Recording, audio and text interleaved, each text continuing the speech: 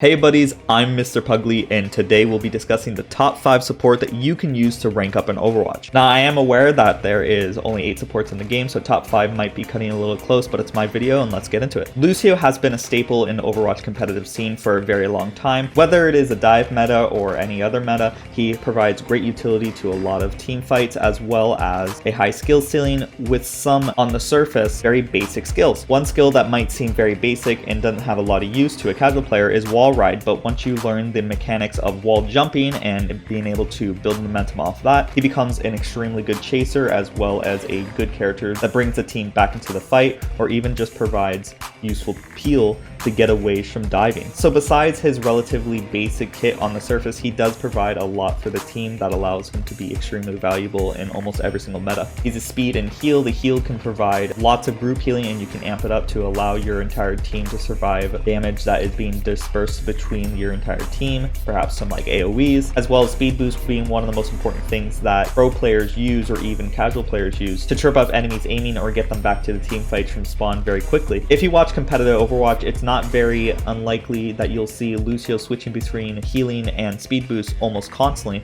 because it is such a valuable skill to allow your team to get a sudden burst of speed to essentially dodge enemy bullets and become unpredictable. As well as his weapon being able to deal lots of damage. You can deal almost the same amount of damage as a regular DPS if you are really good with Lucio, albeit it is a projectile based gun, which means it's hard to actually line up your shots and hit targets because it has a relatively slow projectile speed. But if you really get into it, you can essentially deal relatively the same amount of damage as your DPS as well as providing extremely valuable healing and utility for your team. Speaking of his utility, he has his boop, which allows you to push people off the map, get environmental kills, or even put enemies out of position to allow your team to get a kill or even them to waste their ultimates, or even charges. If a Ryan's charging at you, you can easily boop them away, as well as his ultimate allowing you to essentially block all ults or allow your team to go mega aggressive, which is insane. He just generally provides so much for the team that no matter what composition that your team has, Lucio can really fit into it. In the current state of Overwatch 2, as I mentioned before, being able to peel away from the enemy like Lucio can do or even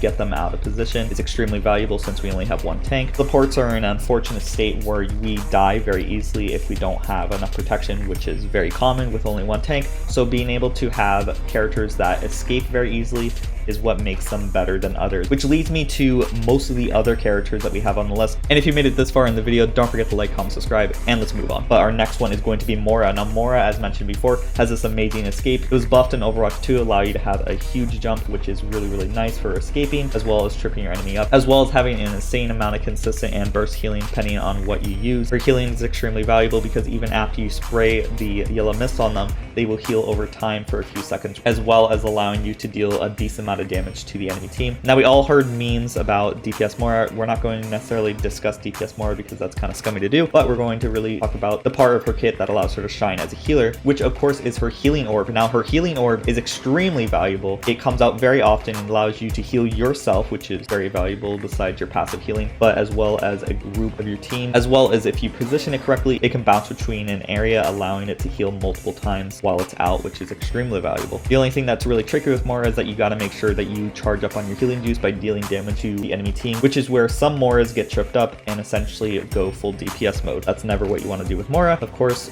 you want to still be doing consistent damage, but making sure that your team's healthy at all times, so you make sure your healing juice is all the way up, because then you will stagger on your healing and really only be able to heal with your healing orb, but the healing orb does a decent job on its own. She also has a great damaging ability with her damaging orb that allows you to deal some nice damage. Generally, I barely use that orb unless I'm doing a 1v1, and even if I am doing a 1v1, I prefer to use my healing orb because if I'm getting healed and then getting healed by my suck primary fire ability, I'm going to essentially never be able to die unless they have a one-shot potential move, allowing me to 1v1 basically any enemy. So if an enemy dives on you, a Moira can easily 1v1 them. Her ultimate is also extremely valuable. Every single time it's out on the field, you're constantly healing yourself and everyone around you, as well as dealing valuable damage to the enemy team, allowing you to confirm kills, save teammates, and essentially during the entire duration, unless someone interrupts you, your team is going to have the upper hand in the team fight, which is awesome. Now, to no one's surprise, Kiriko is on this list. When Kiriko was first released in Overwatch 2, it was considered Kiriko meta, and to no one's surprise, that is because her kit is extremely valuable. Her healing tag allows you to heal a consistent amount that is higher heal per second than Mercy's healing beam, as well as allowing you to deal a ton of damage with the Kiriko knife or kunai, especially if you get a lucky headshot, which deals 120 damage, which is extremely valuable to confirm kills, as well as just dealing a hefty chunk of HP to the enemy, allowing your team to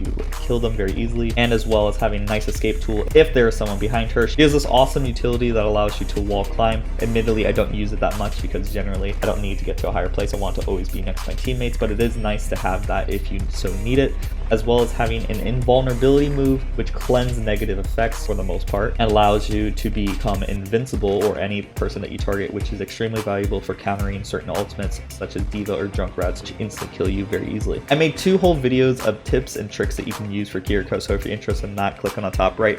But I will provide one tip that is extremely valuable that not a lot of people discuss, which is the healing kunai rotation, where you can essentially send out all your healing tags and then send a kunai, and in between the one kunai throw, all your healing tags are refreshed, so you can essentially heal your maximum potential as well as dealing damage a decent amount of bit. But if you get those headshots, which is 120 damage, you don't really need to constantly be firing your kunais, which is a big mistake some Kirikos do. So you can essentially be fully optimized healing and confirming kills for your team, which is extremely valuable in any team fight, as well as the entire game state as a whole, because confirming kills in Overwatch 2 or even Overwatch 1 really allows you to win. And if this all wasn't enough, her ultimate allows you to deal tons and tons of damage and essentially increases your total DPS on any character to a really high amount. It provides cooldown reduction, which is extremely valuable for certain characters, as well as her, allowing you to get your invulnerability tag out as quick as possible, as well as you reloading quicker, as well as your team, which once again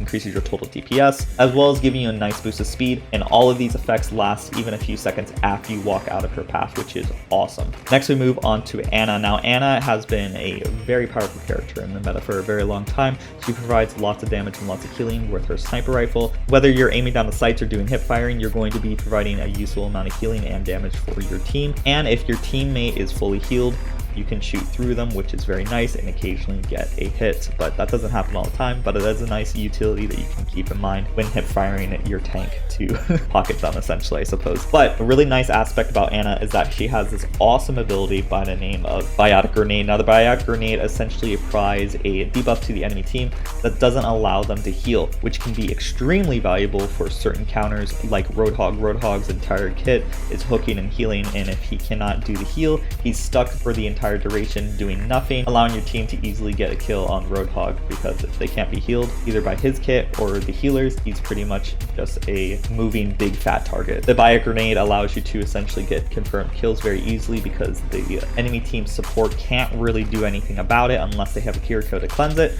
as well as having a nice ability by the name of Sleep Dart, which allows you to counter flankers. A big problem with supports, as I said before, is that they can easily be flanked because there's not enough protection since we only have one tank, so the Sleep Dart can be extremely valuable.